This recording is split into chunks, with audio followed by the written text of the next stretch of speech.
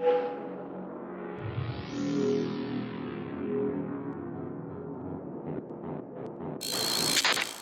right, this is the video. I keep seeing screenshots of this on Twitter. It's called How to Think Like a Vietnamese Communist, an Intro to Dialectical Materialism. All right, I'm just going to lay all the cards up front, like right off the bat, okay? First of all, I've already read all theory. I don't want to hear it. Second of all, and this is really important, okay? Marxism-Leninism isn't a real thing, okay? Basically, here's the history of leftist theory, all right? Cool dudes with revolutionary ideas wrote those ideas into paper and made them thoughts that people thought, okay? But then later, you know, other people with different ideas took power of states, and they realized that the best way to maintain popular support was to maintain the veneer that their state craft was being guided by the ideology that was so popular with the people. So what they did was they created a fancy term called Marxism-Leninism, or, you know, Marxism-Leninism-Maoism, or Marxism-Leninism with Ho Chi Minh thought, or whatever else. And essentially, they just took boilerplate authoritarian state ideology and were like, hey, but actually it's like the revolutionary state, so it's all good. I understand that you can get like a PhD in Marxism-Leninism in Vietnam, which is very funny to me that a capitalist state would allow you to get a degree in a subversive revolutionary ideology. You know, something tells me, like, like to me, this is like hearing that like Amazon has like socialist, you know, like like side jobs you could do, or what are they called? Like the modules? Yeah, like socialism modules. You know what I mean? It's like, hey guys, listen, Bezos isn't so bad. Look, you can take a listen, okay? It's called the People's Warehouse. It's like, so yeah, I don't care. The only good thing that Luna Oy has ever done was point out that Haas was like a sexist chauvinist or whatever, but I mean, broken clocks. I don't know. Hi everybody, I'm Luna. Welcome back to Luna Oy. Banger The intro, world queen. is a very scary place right now, and a lot of you are thinking about standing up for radical change. I get comments and messages from my audience every day who watch my videos because they want to learn more about my country, Vietnam, our history, and how we were able to defeat the brutal oppression of colonial France and imperialist United States of America. Because right now, a lot of you are Oh, this is going to be a different type of video, by the way. The screenshots that I saw indicated that this just revealed like a really bad understanding of theory. I just want to see. Suffering from brutal oppression all around the world. Well, I believe that the key to our success is the key to any successful revolution is ideology. Ho Chi Minh once said, action without ideology is blind action. Ideology without action is dogmatism. Oh, if we cool. want a movement or revolution to succeed, action and ideology must go along together. Ideology will guide actions, and actions will make ideology come true. Actually, there's one more important part to this, which American has talked about in some videos before. Investigation. So if you're trying to think about how to change the world for the better, it's not a bad idea to investigate successful revolutions of the past, like the revolution we had here in Vietnam. To make it easier for you to understand the ideology that guided our revolution in Vietnam, I've decided to do the unthinkable. I ordered all of my college textbooks on Marxist-Leninism and Ho Chi Minh thought, and I'm studying them all again. Something I really thought I would never do. The idea of like college textbooks on the revolutionary ideology is so strange to me. I wish I could get like my hands on some like translated versions or something. You know, like I want to see like what do we got here, you know? I guess we're these books are boring as fuck. That's probably At least they were for me when I was a college student. Back then, honestly, I never thought I would need any of this knowledge ever in my life. I thought I would just be a normal girl with an office job for the rest of my life. But the world has gotten so scary so fast. Now I know that this knowledge is very important, and I'm glad I got to study Marxist-Leninist and Ho Chi Minh ideology so deeply as student. So I'm going to share this knowledge with you now, but I will try to make it much less boring than my college classes were. I was born and raised as Marxist-Leninist. In Vietnam, we studied Marxist-Leninism and Ho Chi Minh thought from primary school all the way through college. That's so goddamn weird. What is the... That definitely sounds like a economic and philosophical. It's, yeah, not indoctrination. The weird thing is, okay, there's a very big difference, I think, between like being sort of implicitly taught something and being sort of like explicit state ideology. We sort of do that with capitalism here. There is a critical difference. With capitalism, like, if you talk to your average American, they have no fucking idea what capitalism is, okay? Basically, like, what you learn all the way up to the end of high school is like, hey, free markets worked, and like the non-free market countries didn't work, and now we have that, and like, yeah, America, USA, woohoo. It's not really delivered as an explicit, like, ideological advocacy for capitalism so much as it is the general backplate of American exceptionalism. But there's a critical difference there. The American exceptionalist bullshit that gets taught in American schools is really bad, and I'm not going to touch on that or, like, downplay that or whatever. But I think there's a critical difference between the sort of passive consumption of supremacist ideology and the explicit indoctrination of state ideology. I don't actually think America really has a state ideology. I think that America has state, like, exceptionalism and, like, a nationalist, like, a very nationalist, like, globally relevant hegemony. But in terms of neoliberalism, no. Neoliberalism is the way the world economy functions, but it's not a doctrine that gets taught from elementary school and up to young people. The average American has no fucking idea what neoliberalism is. And I think to an extent, this is one of the reasons why there are so many people who grow up in the West who, like, will call everything anything. Everything is socialism, everything is capitalism, everything is communism. Like, communists think that everything to the right of, like, to the left of Reagan is communism, and a ton of people think it's socialism when the post office delivers you letters. And just, I feel like there's a different approach, and the approach that America, I think, takes in a lot of other countries in the modern world is a deliberate ideological incoherence, which is not the same as a state ideology. It actually has kind of the opposite effect with the same outcome, if that makes any sense. Whereas people, I think, when you're educated from birth on Marxism, Leninism, you have a very deliberate state ideology taught to you by agents of the state that make you complicit in sort of the, state indoctrination. But in America, I think nobody really believes in anything outside of very vague, very general ideas. And we're taught mutually exclusive and contradictory definitions, which can make it difficult to latch onto anything other than a kind of banal acceptance of intuitive truths, like fascism, for example, which appeals to people intuitively more so than logically. Or, like, to put it another way, business practices aren't in, like, sort of ideologically ingrained in us. They have to be taught by people going into business. People aren't, like, taught business sense by default. And funnily enough, Vietnam is also neoliberal, so it's, there's still that. Yeah, you can see Vietnam's GDP skyrocket when they accepted those neoliberal reforms. It was GDP per capita. Here, hold on. Let me see. They really did a doozy on that country with their, yeah, there we go. Damn, look at that. Right down here. I wish this was more like exponential or whatever, but like right here, back in 1988, I think, 1989, their GDP per capita was less than $100. It was 1/7 of the Philippines. Like, look at this. It's like nothing. And now it's like 30 times that. Which is pretty incredible, right? GDP is a capitalist creation, and Vietnam is a capitalist country. I'm not sure what the issue is.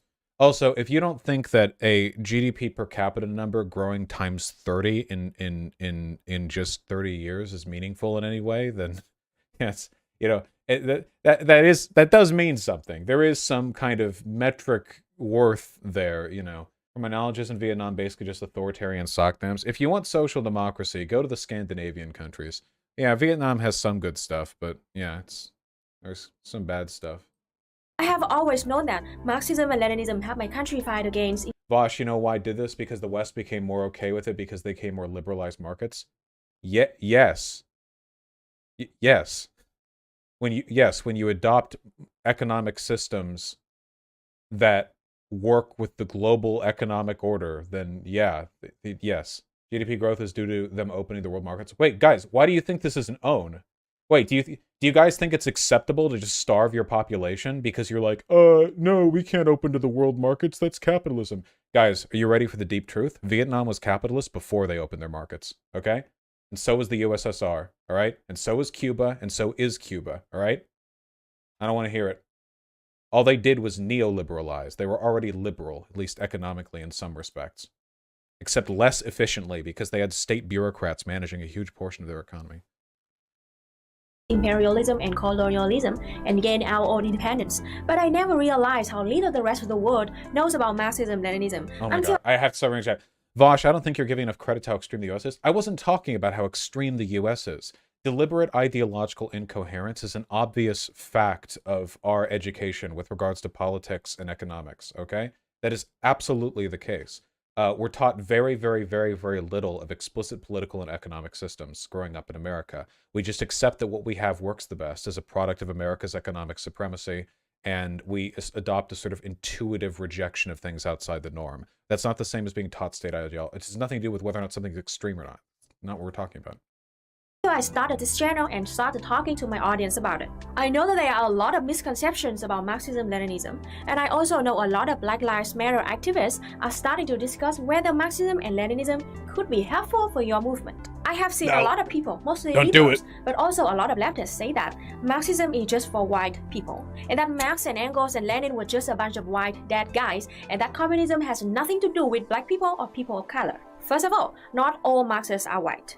And actually, the number of white Marxists today is way lower than the number of Marxists who are people of color, like myself. Ho Chi Minh, Fidel Castro, Che Guevara, Patrice Lumumba, Mao Zedong, they were some of the most important Marxist-Leninists in history, and none of them were white. Today, millions and millions of people of color around the world are Marxist-Leninists, and many people such as in the Philippines are fighting Marxist-Leninist revolutions right now. So please, don't erase us by saying that communism is only for white people. For me, the main goal of Marxism is to make people equal, to liberate all human beings. This ideology helps oppressed people realize the nature of capitalism and show us that a better society is possible. For over 100 years, Marxism has been tested all over the world. Many times, communism has almost been wiped out by capitalism. But to this day, Marxism still exists, and lately it's been growing more and more popular, even though capitalism has spent so much money and so many resources trying to wipe us out.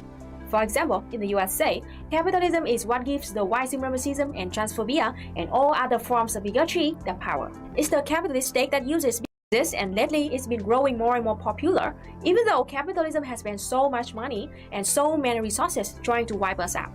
For example, in the USA, capitalism is what gives the white supremacism and transphobia and all other forms of bigotry their power. It's the capitalist state that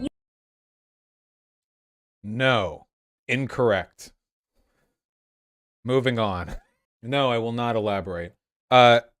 Any economic superstructure is going to be vulnerable to exploitation from bigoted groups, but that doesn't have to be capitalism. That could be feudalism, that could be, mercantile capitalism, that could be socialism, that could be communism. There is no economic system that can insulate you from bigotry. They're two not separate, but two distinct fights that have to be won.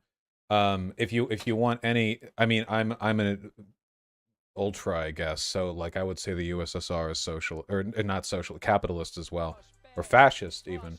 But if you want examples of this, like China, the USSR, Cuba, all these countries, Vietnam, they all had ethnically displaced groups. Seriously, look at the history of any of these countries, okay? The existence of like private property relations are not the thing which makes it possible to discriminate against minority groups. It's a way that you can do it, But that's like that'd be like, that'd be like if you're doing a lynching inside of a lumber mill, you know what I mean? And the people are using like, carpenter's hammers and bandsaws to do the lynching. And somebody's like, the power of this lynching only arose from the lumber mill. If we were simply in a foundry, there would be no way to do lynchings. There are no bandsaws or carpenter's hammers in a foundry, I feel like that's a pretty good analogy. I have to use that one in the future. I think that's good, uses bigotry to divide the working class, and it's a capitalist state that allows racists and bigots to have so much power in American society. It's true, we cannot fight capitalism alone. We have to fight capitalism and systemic racism and other forms of bigotry together. But we will never be able to have an equal society until we defeat capitalism. Capitalists want to suppress Marxism because they know that these ideas are the biggest threat to their power structures. That's why I believe it's now. Do you think your calling of modern China or the USSR fascist accidentally gives credit to the idea of socialism and fascism the same? No, I think the people calling those fascist countries socialist are actually the ones giving credit to the idea that socialism and fascism are the same. Nothing makes the left look worse than pointing at modern-day China and going, yeah, dude, vanguard of socialism, bro. Like, yeah, I think that one's gonna be on them. I'm sorry. Necessary for all people around the world to seriously consider Marxism. I do personally believe that Marxism-Leninism can liberate the black community and all communities, not just in the USA, but all around the world. But you cannot just copy exactly what Lenin did. You can't even copy what Ho Chi Minh did. Lenin and Ho Chi Minh both tailor Marxist philosophy for the material conditions of the time and place in which they lived. So, in order to make ideology useful, you have to learn how to use Marxist ideology creatively to apply our principles to your current material conditions. And these books actually do a great job. This does feel a bit like a self-help pitch, doesn't it? A little bit, like with the music and the books and the pitch. You know what I mean? It's like, you know, attune your chakras. Teaching us how to do it. They were written by Vietnam's Ministry of Education. Basically, Vietnam's. Ooh, I love that. Hey. Learn this ideology. It was written from this nation's Ministry of Education. I love that. The education system wanted to take information from a lot of different sources, such as Marx's Das Kapital and Lenin's writings and Ho Chi Minh's writings, and streamline them all together into one curriculum which students could easily learn. Does anyone else feel it's a bit ironic, the idea of synthesizing 3 different theorists from 3 different eras in 3 different parts of the world and streamlining it into a single textbook that's produced by your state government? I mean, like, that just seems a bit just like, hey, you know, we got the gist of it, you know what I mean? We distilled it down to its essence. And I have to admit, these books break things down in a way that is very simple and easy to understand. As far as I know, nobody has ever translated the text into English. So this might be the first time this info has ever been shared outside of Vietnam. I would like to eventually translate them fully. Wait, I'm sorry. Ho Chi Minh's works, Lenin's works, and Marx's works have all been translated into English and have been for decades. What do these books contain if they truly are the synthesis of those 3 researchers, then shouldn't all this information maybe the specific organization of words is different here, but is the content different? You know, is there a meaningful? Yeah, it's the state's interpretation. Yeah, the information should be the same, you know, theoretically. Into English. So if that's something you would be interested in, let me know in the comments. Maybe I can do a GoFundMe or something to try to translate them all. Follow me on Twitter or consider becoming my patron if you're interested. I'd be down to see I will translations. put the links in the description. I'm not trying to be mean or what. Yeah, I would be totally down to see. Yeah. I mean, obviously, like, I'm coming in here with a pretty negative attitude towards this whole enterprise, but I think that the translation of materials is always good, you know. But for now, I want to make the basic info available as quickly as possible, so I will make some videos that share the information as simply and entertainingly as possible, so it might help my comrades around the world. So let's crack these babies open and have some fun with communist ideology. Let's go! Now let's start with Chapter 1. Introduction to the basic principles of Marxism-Leninism. I love the music! Generally speaking, Marxism-Leninism is a system of ideas and scientific theories built by Marx and Engels and developed by Lenin. Marxism-Leninism is a philosophy that explains the dynamic laws of nature, society, and human thought.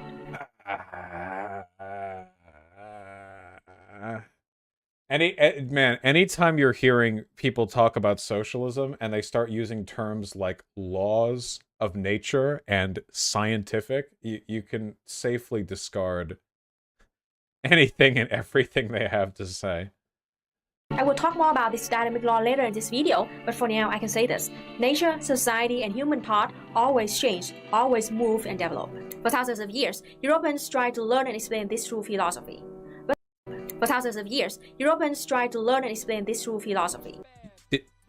Did she say Europeans or like another word? and develop. For thousands of years, Europeans tried to learn and explain this through philosophy. But there were some major limitations in those early ideas. I'm pretty sure people all over the world had philosophers. Marx, Engels, and Lenin tried to create a new ideology to scientifically tackle all the problems with pre-existing European philosophy. Studying the development of human society is one of the most important purposes of Marxism. Wait, no, they did. Wait, first of all, this is philosophy. Scientifically isn't an applicable term here. Second of all, okay, Marx and Engels did not set out to address everything Western philosophy had failed to. They weren't talking about metaphysics or epistemology or any of the, like, no, this philosophy is a huge range of things to potentially talk about. At the time Marx and Engels were alive, capitalism was getting stronger and stronger all over the world. They saw how the working class was exploited. They saw how the workers started to fight for their basic rights, and they saw the evil nature of capitalism. By the 1840s, the contradictions between the working class and the capitalist class in Europe has become really serious. She's saying the ideas of socialism developed from the European tradition of philosophy at the time. I mean, I could interpret what she said that way, but that's not what she said. She said another thing that was incorrect. The thing that you said was correct, and I agree with it. But the thing she said was a different thing that I don't think is correct, right? Vaush, there are some epistemological... Guys, I know that Marx wrote a ton of shit, okay? I'm only pointing out that he wasn't doing this as a way of expanding upon all non-answered questions by Western philosophy, okay? It's fine. There were a lot of worker strikes and revolutions all over Europe. At that time, Marx, as a supporter for working class, knew that a revolution can only succeed if it has a clear ideology that is suitable with reality. This is why Marx and Engels developed their ideas. But it's also a fact that Marx and Engels did not create Marxism out of thin air. There were a lot of other people who inspired Marx and Engels. First, there were Hegel and Feuerbach. They were both German philosophers and famous for their German classic philosophy. One of Hegel's biggest achievements was his critique of the metaphysical method. This model was based on dialectics. The dialectical method is an ancient form of discourse based on two or more people holding different points of view, trying to establish the truth by arguing. It's kind of like debate. In Europe, dialectics go back. I think that's maybe an underdeveloped take on the matter. Let me go through this. Back to ancient times, when Socrates and Plato and Aristotle wrote philosophical texts in the form of arguments between different characters. Dialectics were also used in ancient Asia. Taoism is an ancient philosophy that presents the world as made up of opposites in conflicts with each other. For thousands of years, philosophers in Asia have used dialectical logic to examine the human experience. It's interesting to note that Asian... Okay, guys, correct me if I'm wrong, okay? But what she's referring to here is like dialectics in the general sense, not Hegelian dialectics. She's referring to dialectics in like the idea of arriving at a conclusion through debate. I mean, but Hegelian dialectics are like specifically a component of idealist philosophy. The idea that, you know, the dialectical process and the synthesis that you arrive at is a product of this sort of immaterial movement towards a kind of ideological perfection, you know. I haven't read all of Hegel. I've heard it's quite boring. Yeah, let's continue this for a bit. Asian Marxist-Leninists like Mao Zedong and Ho Chi Minh blended Asian dialectical principles into Marxist-Leninism, but that's a topic for another time. For now, you should just understand that dialectics just means trying to find the truth by arguing from different sides. Hegel developed dialectics to form clear arguments with a scientific system of laws and categories, but Hegel was an idealist. That means Hegel believed that the world experience is not the real world, because we experience it in our thoughts and in our own minds. We are only able to see and hear and touch an ideal world, not the real physical world. So, Hegel and other idealists believed that the best way to discuss and try to understand the world was through the self-conscious mind. Basically, Hegel was more concerned with trying to find truth through thought than through trying to look at the physical world. This is why Hegel developed his system of dialectics to try to find the best ways to argue and understand about the world from an idealist perspective. Now let's look at Feuerbach, another German philosopher who influenced Marx and Engels. Feuerbach moved Hegel's dialectical method from the idealistic view to the materialistic view. Materialism is the opposite of idealism. Materialists believe that it is possible to measure, observe, and understand our physical world through provable scientific methods, and that materialism is the best way to understand our world. So, Feuerbach took the dialectical method of Hegel and applied it to material analysis. Marx and Engels were heavily influenced by Feuerbach, but they believed that he was inconsistent with materialism. Sometimes he would present arguments idealistically, and sometimes he would use materialism. So they took the ideas of Hegel and Feuerbach and developed them to create their system of understanding the world, which we call dialectical materialism. So in order to understand Marxism and Leninism, you have to learn how to examine the world with dialectical materialism. That means you need to be able to dialectically argue about the world from a materialist perspective. Wow, that still sounds complicated, doesn't it? But you know, it's interesting. I think it's easy. What's that meme right there? Monorail. Mono means one, and rail means rail. Does anyone have any questions? I don't want to nitpick the theory bit. I want to let her finish, and then I'll talk. Easier to understand in Vietnamese. In Vietnamese, we call dialectical materialism chủ nghĩa duy vật biện chứng. Biện chứng is dialectical, Okay. and it means arguing according to evidence. I think the Vietnamese version will help you understand the difference between Hegel's dialectical idealism and Marx's dialectical materialism, because Marx and Engels believed in using provable material evidence to argue dialectically. That's very important for. No, it's not about material evidence. It's about material conditions. No. Okay? Hegel and people more aligned with Hegel and Marx had different understandings of how progress was made in the world. You see, they were both modernist philosophers, which meant that they believed that the human experience, the philosophy of the world, the nature of things, could be concretely explained in singular narrative ideologies. Okay? So this is one of the reasons why postmodern neo-Marxist is kind of a funny term, right? You know, Marx was very much a modernist. In fact, I think Marx would quite dislike postmodernism for a number of reasons. The idea behind dialectical materialism is that the forces which move the world forward, which dictate history, human progress, are caused by the antagonisms which arise between different people's material conditions and class desires, or their what's that term? Their class interests. Thank you. There's a critical. The idea here essentially is a rejection of the old idealists, you know, who believed that the human condition, the human spirit, human society, whatever, advance through a kind of ideological debate where you have concepts which are refined through antagonisms that arise in the conflict between different variants of an idea, right? But what Marx said was, actually, that's gay and stupid and dumb and bullshit, okay? In reality, ideas aren't what drive things forward. In reality, it's material conditions. People, societies even, aren't really motivated by ideas. And this is one of the reasons why I make the argument, for example, that poor countries tend to be a lot more reactionary. We see this all over the world. The wealthier a country is, the more likely they are to be progressive, you know. Now, from an ideological perspective, from a you know, like the ideological dialectic, right?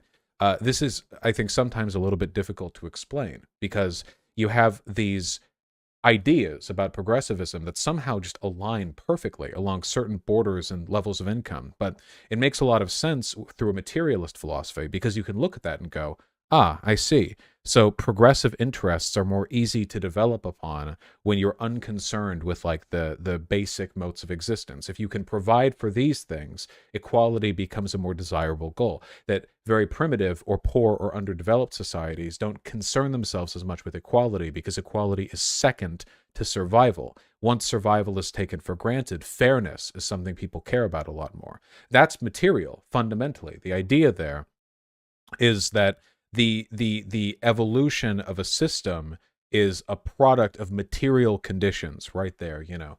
And you can explain that dialectically, as follows.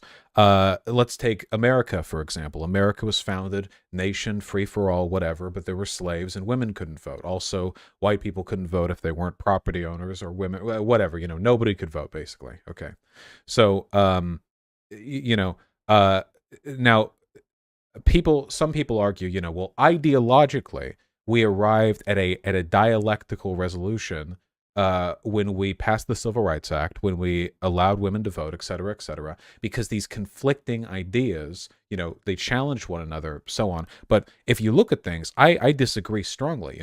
If you take a look, for example, at the abolition of slavery, one of the big things there is the core question: why was the South so inured with slavery when the North wasn't? And to me, the answer is economics. Okay, it's not because the North was more ideologically developed; it's because the South was less economically developed. They still relied on plantations and cotton picking. So to them, they had to come up with ideological justifications for the material state of things. Do you understand? They were dependent upon slavery, right? And so you can talk about the way in which women's rights and suffrage and feminism were advanced not just by people's ideas advancing, but also by World War I and World War II. Where they would, send women off to the factories to replace the men who were sent off to the battle lines, right? And that created economic conditions. It's not that people's ideas move forward. It's that people are driven by their needs, material needs, and you fight for those needs. And when circumstances change, you might arrive at different conclusions. Take a look, for example, at the civil rights protests. Back in the 1960s, right? Did you guys know one of the biggest reasons why the American government capitulated and signed over the Civil Rights Act? One of the biggest reasons why they were willing to sort of make that concession to allow for that equality, to end separate but equal Jim Crow, it was because of the immense external pressure being caused by the Soviet Union. America was bearing a really, really, really bad international reputation at the time because we were having all these strong civil rights protests and injustice going on inside of the United States, and it was counter to the geopolitical interests of the United States, which were trying to convince a lot of these developing countries full of non-white people to stick with them instead of developing support for the Soviet Union. And the Soviet Union was using this for propaganda.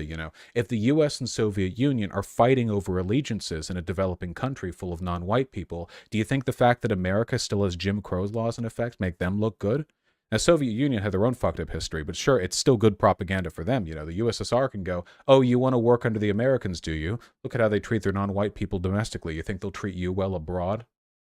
Material conditions, okay? Not ideas, not debate, really, but a procession and advancement of the things that drive people to act the way that they do. That's the critical distinction there. And I'm not a modernist. I don't think that, dialectical materialism can single-handedly explain all human behavior. But I think that it's a really, really good way of looking at things to understand a ton of history. How there are a ton of historical developments, ideological shifts, wars, revolutions, battles that you can explain not because people arrived at the revelation that these ideas had problems, and that they should arrive at a better one, or these conclusions changed, but rather that just the power relations of different groups with different class interests shifted. And that's a critical one. No, yeah, dialectical materialism doesn't refer to any actual debate. It refers to the antagonism between different groups with different material interests, like the strikes back during the beginning of the 20th century, when there were massive labor movements. There was a conflict and antagonism between the material interests of the robber barons, the capitalist class, and the the striking miners, factory workers, textile workers, right? There are contradictions there. Because did I say 25th? I said 20th. I said 20th century. You guys are reaching. There's an antagonism there, and the things which resulted from those antagonisms, like for example labor laws, they were a product of a dialectical resolution of conflicting material forces. Does that make sense to everyone?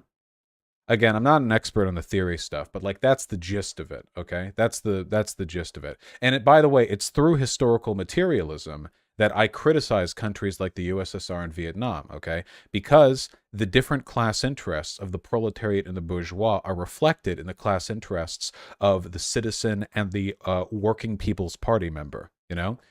Even if you had a country with no capitalist factory owners, you could still have a country like the Soviet Union did, with party members and higher party members controlling, you know, provisions of land, or, well, they didn't own the land, you know, just like in Vietnam. There's no private property in Vietnam, you know. Nobody owns the land. The government owns the land, and the government is controlled by a bureaucracy, and those people have a lot of power and a very different set of material interests to your average working Vietnamese person. Is antagonism physical action? Can also be discomfort. Antagonism simply means an inconsistency between the interests of two different groups from a materialist perspective. Doesn't have to result in physical conflict. There are plenty of antagonisms that don't actually lead to anything. They don't have to necessarily. It's just these are the fault lines along which earthquakes take place. Understanding dialectical materialist thinking. For now, just remember, dialectical materialism is all about understanding the world by forming arguments which are based on evidence which we get from the real world. No, just no. I reject. I could be very wrong on this, but no. This is the ideological perspective. It's not about the arguments. It's not about. It's not, as opposed to what, the non-evidentiary arguments. Yeah, this is empiricism. This is a philosophy concept. This isn't about debate broing. It's about what's the alternative? Like Hegel was about forming anti-arguments with no evidence. Like before Marx, people were just didn't believe in evidence. Like no. It's about material conditions, but not this. Does it make sense? Marx was all about facts, and Hegel was all about feelings. Exactly. I hope so. Now let's talk about Adam Smith and David Ricardo. Smith and Ricardo also influenced Marx and Engels with their concepts of profit and political economics. They help Marx and Engels understand the concepts of value and profit, the importance of material production, and the economic rules which bring all these ideas together. Consider that when she says evidence, she means material conditions. That's quite a reach, for one. And for two, she's still saying arguments. I don't think it's about arguments. It's about the antagonism. You know what I mean? It would be like, it's like looking at the... I feel like one of the most evocative ways to talk about this is just to look at like fault lines on the planet Earth, right? Like, where do earthquakes on Earth happen? They happen along fault lines predominantly because the crust of the Earth, you know, it grinds itself to dust at its margins. And the argument, I think, of the material... The dialectical argument here of Marx the materialist, you know, is that these fault lines could be representative of different class interests, you know. That maybe what was it, the San Marino, the San Jose, what's the fault that runs through Los Angeles? The fucking Los Angeles fault, this shit. Fucking San Andreas, thank you. The San Andreas fault is like, on one side you've got the working class, and on the other side you've got like business interests or whatever. You know what I mean? Like, and the earthquakes don't happen all the time everywhere. They happen often, and they happen mostly along that fault. Does that make any sense? Think of dialectical materialism as a map of the fault lines of the human civilization at different time periods in different countries, and the fault lines are where class interests, converge, where they find antagonism with each other, and the earthquakes are disproportionate along those lines because that is where the antagonism exists. But it can happen outside there, you know, it's not holistic, but it is very indicative. Anyway, hopefully that helps a little bit. That's my understanding of it.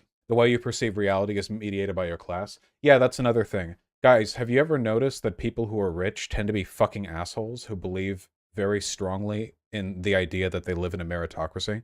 Have you ever noticed that wealthy people are overwhelmingly more likely to believe they exist in a meritocracy than poor people? That would be another example of material conditions dictating like people's ideology rather than the other way around. That a person's ideological beliefs might not necessarily be able to dictate their circumstances, but their circumstances might severely dictate the position they have on their circumstances. Or to put it another way, you know, whether you're born, a peasant or an aristocrat, it's not a 50-50 coin flip on whether you end up siding with one group or the other. People tend to side with their own group. And the reason they do so is because they're born into systems that reinforce the existence and the legitimacy of their own rule, or the illegitimacy of other groups, depending on, you know, the circumstances. We do this all the time with race as well. We do this all the time with race. And gender, by the way, all the time. But Adam Smith and David Ricardo could not distinguish between simple production and capitalist production. They figured out some of the basic principles of production, but didn't really understand the nature of capitalism. So Marx and Engels applied dialectical materialism to the science of economics to understand the true nature of capitalism. Marx and Engels also learned a lot from Saint Simon, Charles Fourier, and Robert Owen, who were all utopianists. Utopianists saw that the early industrial working class was very miserable. They lived under terrible conditions, and utopianists believed that a better world could be built. For instance, Robert Owen was a wealthy textile manufacturer who tried to build a better society. Can you imagine paying an artist for a commission before they had cameras and getting this back? You'd be like, holy shit. Never mind. Draw a different guy. I'll say that's me. My grandchildren will believe that's me when they see this picture on the mantle. Was a wealthy textile manufacturer who tried to build a better society in New Harmony, Indiana, in the USA. Owen purchased the entire town in 1825 to try and build an ideal society. They believed they could create a new moral world of happiness, enlightenment, and prosperity through education, science, technology, and communal living. Owen's vision failed after 2 years for a variety of reasons. Okay, wait, I'm so sorry. Somebody earlier linked a portion of a live stream where it seems that Luna is going over that devastating poll that showed that the people of Vietnam had more support for free market systems than any other country on Earth. I think I've shown this before, but the screenshot here, her face is phenomenal. So this is support for free market system, with green meaning they support it and yellow meaning they don't. And Vietnam right here is far and away, by far, the most supportive of free market systems of any country studied in this poll. At the top of the emerging, and they're only emerging because of free market systems, by the way. I just want to know how, because this stream title is how Vietnam is moving towards socialism. So I just, hold on. When does she discover this? Okay, now finally, after all of this long chart before, we get to our final chart about, they call it support for free market system. Okay, most people are better off in a free market economy, even though some people are rich and some are poor. Huh? Who asked? Who asked for your opinion? Here, who asked? I don't ask for it. Certainly the... I think that's the question they asked the people here. I don't think this is a statement they're making. I think this is the question they asked in the poll that they did. Say, oh my gosh. So they say like, most people are better off in the free market economy, even though some are poor and some are rich. Like usually the line like this line, you know, here, it just explain more about the chart or the question. I think that's the question. I see really strong smell of propaganda here. Do you see the same thing with me? Super chat from Auntie Fo Spencer. Thank you so much for your donation. Much love and solidarity from Michigan. Hi, hello, thank you so much for the super chat. Okay, now free market system. This is a little piece of propaganda right here. Check note, okay. Yeah, so again, I'm looking at this right now, and this is from Pew Research, and this is just the question they ask. When children in our country today grow up, will they be blank financially than their parents? It's the question they ask. This is just the question they asked. And then these are the response. Wait, here, all the way at the, which one is this? No, it's all the way down here. It's quite a long, discuss maybe out of our control. Support for free market system. There we go, with Vietnam at the top. Yeah, quite a big study, I'd say. Support a free market system. Okay, let's read through this chart and then debunk this together. All right. Now, the USA, only 25% of your people support the free market system. Holy shit. YouTube TOS won't allow me to say the words that I want to say. That's the people who disagree. It says disagree. This is the agree, because it says agree above it. Like, even though you're so famous of being the wealthiest country in the world at that time, now it's the second richest country in the world. But like, even though like with that amount of brainwashing and indoctrination, only 25% of you support the free market. Is this an ESL thing? Is somebody in her chat going to correct her? It's the other... It's this. 70% of people in the US support the free market system. It's 25% don't. Questioning. Oh, disagree with that. Yeah. Oh, she found out. She found out. Wait, she found out. Okay, somebody chat corrected her. Okay. All right, thank you, fucking Joseph, for answering my prayers. Okay. 25% of you disagree with the market system. All right. Now 70% of you support. Okay, now that the narrative has been completely flipped, what are we gonna do? Took all thing back now. Okay. 25% of the US citizen disagree with the free market system, and 75% agree with it, support it. Okay. Fucking high, huh? 70%. Now check Vietnam. Vietnam here. This is a thing that got like gotcha, the liberal gotcha here. Only 3% of Vietnamese people don't support free market system. Yeah, 95? It's like, it's very statistically anomalous, you know. They're the only one with even with a single digit disagree response, you know.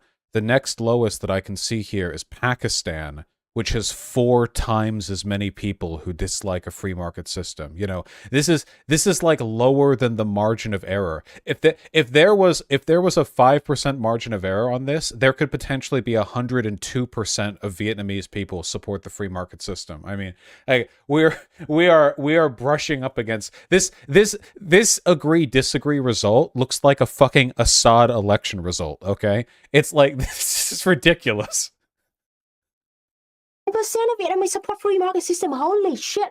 What does this mean? The liberals and neoliberals and, you know, Tankie haters, you know, journalists with blue checks, like, throw this chart at me for I don't even know how, like, dozens of times as a guy. How come some of the percentages don't add up? People who chose not to respond, or people who said I don't know, or something. Channel. Pause. Please calm down for a second. Okay, let's pause this and think about this. First, peer research. They don't define what is free market system. This is the question they asked, Luna. This is the question in the gray italics. This is the question they asked. They don't define what it means. They just ask everybody know exactly what it means, but no, they don't. And you know what? The vast majority of people don't even know what the fuck does free market system mean. Second, the system, the economic system in Vietnam is not. That's the point. The point is to not get an absolute standard for people's economic positions, but rather to assess people in a country's general position on the concept of free market systems. Free market system. It is called the socialist-oriented market economy. Now, let me tell you, this is me when defending market socialism, man. Literally the people's free market economy, the people's neoliberal reforms. Yeah, Marx is rolling in his fucking grave right now. Oh my god. Super capitalism. Is probably, you know, the thinking map of those capitalist propagandists. Vietnam announced that, hey everybody, we welcome to our new system. This is called the socialist-oriented market economy. And then a bunch of journalists, you know, from BBC, Reuters, Foreign Policy, something like that, Washington Post.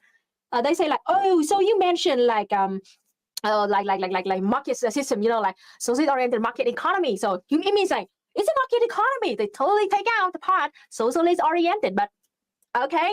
And now like, so Vietnam is a market economy, and the organization like the Pew Research here, they immediately like, oh, so Vietnam is quote unquote, like, you know, like a market. So what she's referring to here is called, and I apologize for the pronunciation, Doi Moi reforms. This is the neoliberal reforms that they did in Vietnam that led to their GDP per capita increasing by about 30 times. Okay. So this is the name of the economic reforms initiated in Vietnam in 1986 with the goal of creating a, quote, socialist-oriented market economy, which, you know, this is like the socialist-oriented deuces that I take in my toilet in the morning. I mean, you can give this name to anything. It's like the democratic North Korea. I mean, let's see what they actually did, huh? Let's take a look. The Doi Moi economic reforms were initiated by the, you guessed it, Communist Party of Vietnam, which is the only legal party in the Socialist Republic of Vietnam, unitary government, centralized control over the state. You guys know the deal. These reforms introduced a greater role for market forces for the coordination of economic activity between enterprises and the government agencies that allowed for private ownership of small enterprises and the creation of a stock exchange. The People's Stock Exchange for both state and non-state enterprises. Dude, MLs are such fucking revisionists, man. Holy shit. Toyevich. This Marx would have wanted this. This is the people's Gucci. Yes, here we have the people's stock market, and we have the people's Louis Vuitton. Yes. Toyevich. The people's stocks are going up. And by the people, I of course mean the vice premier, but why is he French now? I can't do accents. Let's just... Okay. After reunification in 1975, the economy of Vietnam was plagued by enormous difficulties in production imbalances in supply and demand, inefficiencies in distribution and circulation, and soaring inflation rates and rising debt problems. One of the few countries in modern history to experience a sharp economic deterioration in a post-war reconstruction period. Yeah, imagine having your economy tank in the post-war reconstruction period. You need that one time that people are supposed to do good. Its peacetime economy was one of the poorest in the world. Gross domestic product was valued at $18.1 billion, with a per capita income between $200 and $300 per year.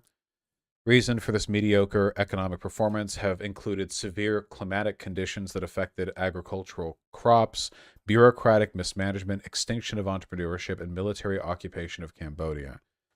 Heavily dependent on trade with the Soviet Union following the dissolution of the Comecon. Oh, I went there in San Diego. Thank you. Vietnam was forced to liberalize trade, devalue its exchange rate to increase exports, and embark on a policy of economic development. In the years immediately prior to the Doi Moi reforms, Vietnam faced an economic crisis. Inflation soared, economic growth slowed down, and export revenues covered less than the total value of imports. Yikers. Soviet aid decreased, so on and so on. Then all this happened. That's great. Okay. Early reforms. The state-initiated reforms, specifically in October and November 1978, cooperative leaders in the North were permitted to rent out fields to members during the winter as long as the latter produced winter crops collectively for required numbers of days and returned the land in time for growing paddy in the spring. At the six-party plenum in August 1979, the party allowed for the decentralization of economic decision-making related to farming and produced more incentives for production expansion. Provincial governments were permitted to establish trading firms, breaking the monopoly of foreign trade by the central state in Vietnam. Farmland to be distributed to individual workers, individual management of a collective, and farmers could retain all production beyond their farming quota. You mean a profit. These agricultural reforms contributed to the recovery of industrial output. Following these measures, man, actually, it's actually insane, by the way, how badly Vietnam was run beforehand. Listen to this. This is a reform, by the way. Farmers could retain all production beyond their farming quota, meaning that beforehand, after they met their quota, they couldn't. That's insane. You mean like giving up all their surplus? Given how inefficient their government was, I would like to believe that they just burnt the surplus, you know? That's my personal belief. They would, you know, it's 50 bushels of grain for the season, and they produce 60, and they just burn the remaining 10. That's given how their economy was doing at the time, that's probably what happened. You know, they just tossed it in a landfill or something. Creation of the socialist-oriented market economy. This is what I want, apparently. This is what I'm fighting for. Issued 5 points. Concerted efforts to increase the production of food, goods, and items. Okay. Continue the effort to control small merchants and capitalists while at the same time acknowledging the reality of supporting a mixed economy. To regenerate the planning bureaucracy while making the economic management system more efficient by decentralizing authority, making room for more independent decision-making. To clarify the power and jurisdiction of the Council of Ministers. To improve party organizational capacities, leadership, and cadre training. So yeah, I think the basic point of this was that they opened themselves up to foreign investment so that all of the government-run agencies could just do the same thing regular capitalist companies can do. Like, that's basically how these things always work, right? It's like, oh yeah, it's not capitalism, it's the people's market economy. All these firms are run by the state and by cooperatives who answer to the government. And also, we work directly with Western business interests and do everything that they would do, except we're fucking run by the state. Put it away for later, Kanye. I've already eaten over today. Thank you. Recognized private land use rights. It's just... Central Committee Resolution 10 was issued. According to this resolution, farmers were not obliged to participate in cooperatives and were permitted to sell their products on the free market. Land use rights to private households recognized them as autonomous economic units. As a result, the agricultural sector shifted from autarky to commodity production. Interesting. Comparative market advantage. They adopted World Bank reform advice for market liberalism. Ah, yes, the People's World Bank, the vanguard of the revolution, the World Bank. Hello, comrade World Bank, we are implementing Marxist-Leninist, Ho Chi Minhist market reforms for socialist output. Could you, the World Bank, give us some pointers? They did reject some of the proposals. That's nice. Rejected structural adjustment programs and conditional aid funding requiring privatization of state-owned enterprises. That's the thing they kept. They kept state-owned enterprises. So they were willing to make changes towards liberalization of their economy, but not give up government control. I see where their priorities lie. That's, you know why? That's because the Communist People's Whatever Party of Vietnam has a material interest to maintain control because it's not a proper democracy. You guys understand? Here in the States, we have a barely functioning democracy, but there's still a thinly veneered material incentive for politicians to stay popular or they don't get reelected. They don't have that incentive. So over there, they're not accountable to shit. While foreign trade was centrally controlled by the state started to loosen control of foreign trade. Consumer goods were sent back home by Vietnam, worked as diversified, shipped overseas, raising capital, neighboring countries, provide goods to Vietnam. And then the successes, yeah. State-owned enterprises, which still made up a significant portion of the economy, remain inefficient and are plagued by problems of corruption. I like how it's like, oh yeah, the liberalization of their economy went great. The worst part of it was that the state control. They should just go full hat, man. You're not fooling anyone. Just be full. Just turn into America too. Just be like fucking Korea, okay? Just turn into a nightmarish fucking capitalist. You know, fucking turn into a country that would make a show like Squid Game and also Parasite, okay? That's what we need. Do Squid Game. Why not? Just fucking do it. Wikipedia is calling you out. They're like, hey, you're halfway there. Now you have to get rid of your shitty fucking state-run bullshit. Okay, we've done enough. I really don't like Luna Oi. I feel like Luna Oi is just one of those people that give socialism a really fucking bad name. Remember when I talked about ideological incoherence? How Americans are taught like nothing, so we can believe anything means anything. Like, I feel like there's one thing worse than that, and it's being taught the worst things imaginable and then saying that it's socialism. You know what I mean? I feel like that's the only worst thing. The only thing worse than American ideological hegemony is all the people out there who are taught authoritarianism and neoliberal trade reforms, and they're like, oh, this is socialism. Fuck you. Get out of here. Jesus. Economy, so it is exactly the same as a free market system in the capitalist country. Like, seriously? Oh, it's not like a free market system in a capitalist country. You guys have corrupt, inefficient state bureaucracies. You have a worse version. You're not quite there yet. You haven't quite caught up to neoliberal capitalism, you know?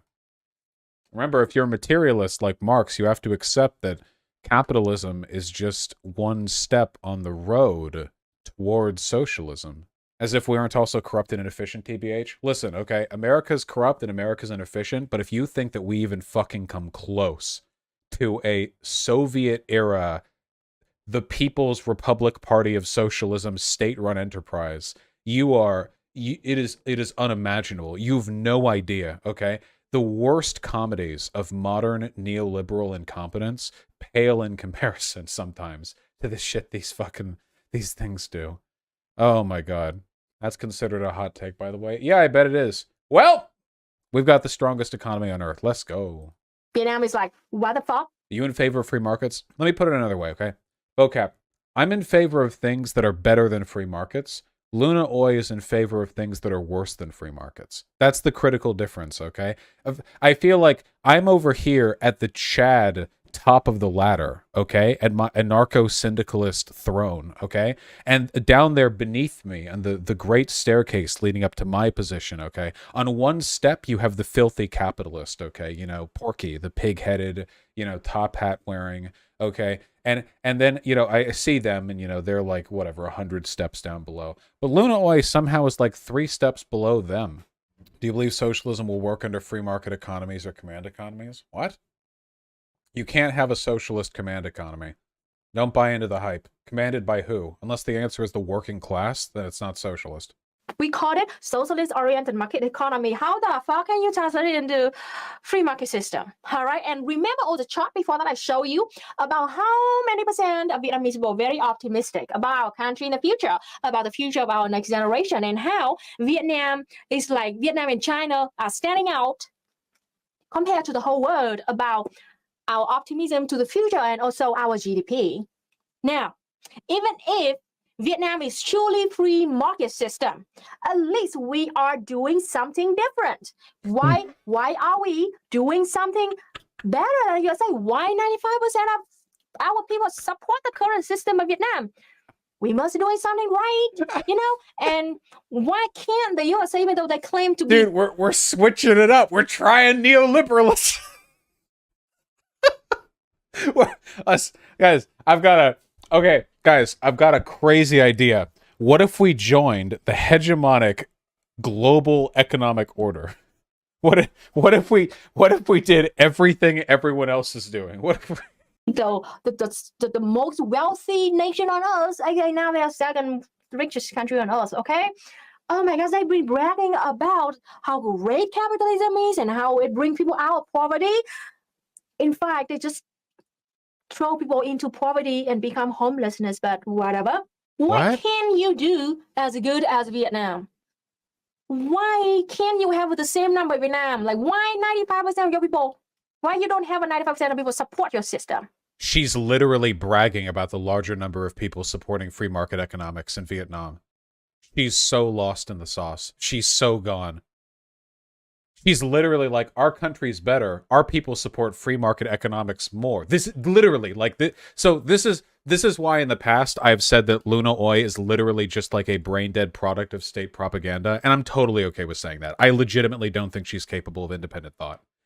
This is literally like, she is as dogmatically obsessed with the party line as like any like autocrat from like any of the fucking Soviet Union Chernobyl officers or like any fucking SS officers. Literally just like no thoughts outside the relentless repeat of dogmatism. It's insane, you know?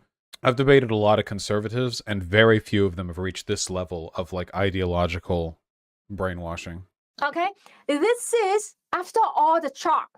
Like she was going into this hoping it'd be 95% dislike the free market system, and she was going to brag about that. Keep that in mind. If she came into this and nobody in chat corrected her, she would be screaming right now about how Vietnam is the greatest number of people who dislike the free market system. But because she was corrected, now she has to find a way where this is a positive. She can't accept a criticism of the Vietnamese government because she can't do that. She can't accept that.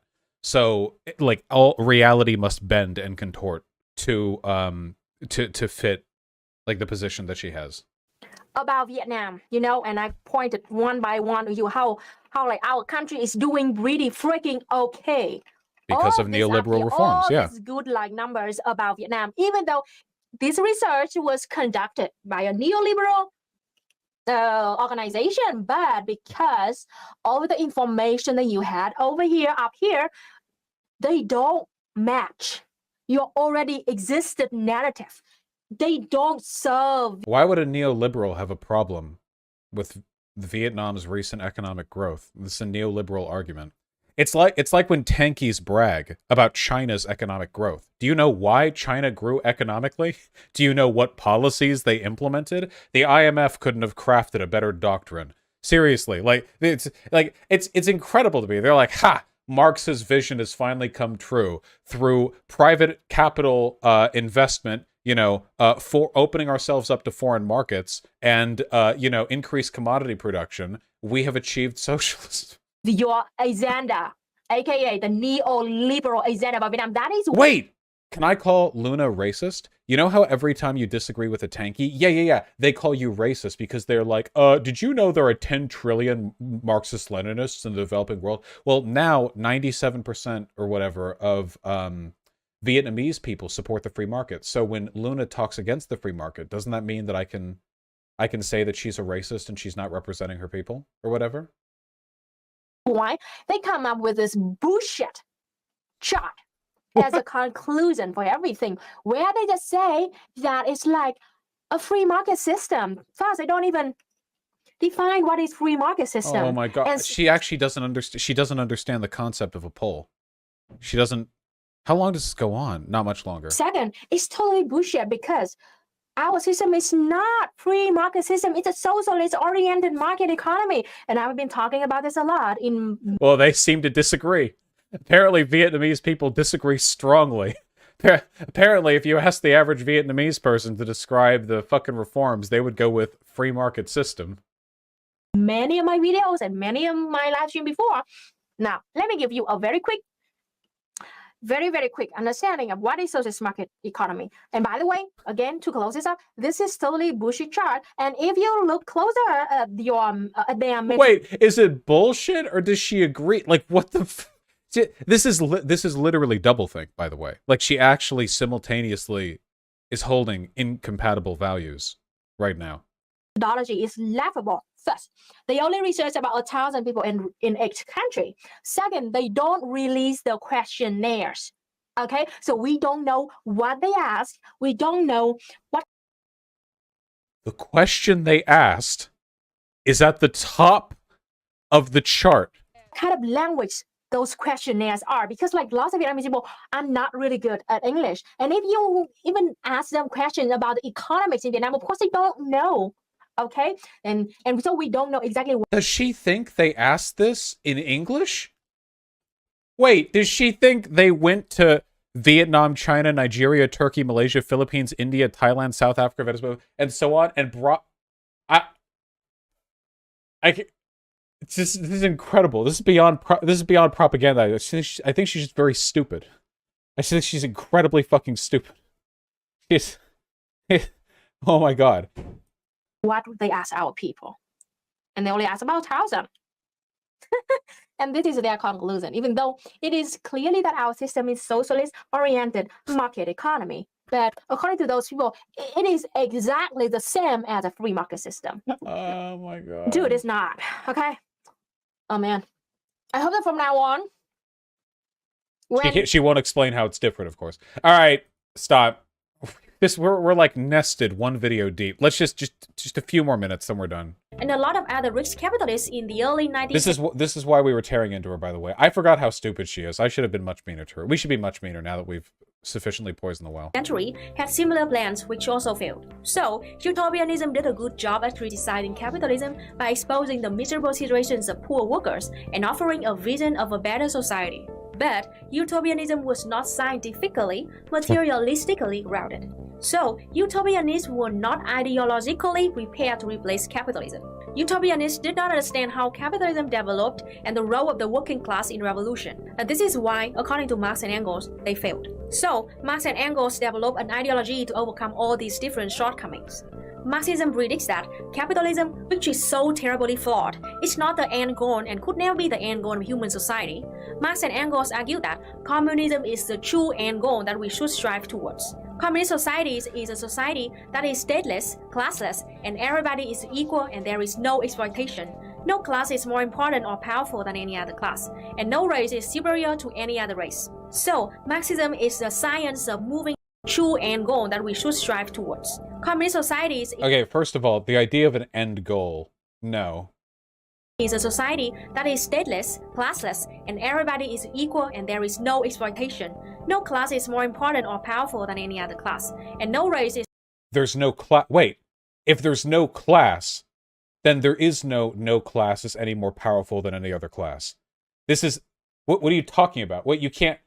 This is literally, you know, all animals are equal, but some animals are more equal than others. What are you talking about? What, a classless society where none of the classes have more powerful than the other ones. What are you talking about?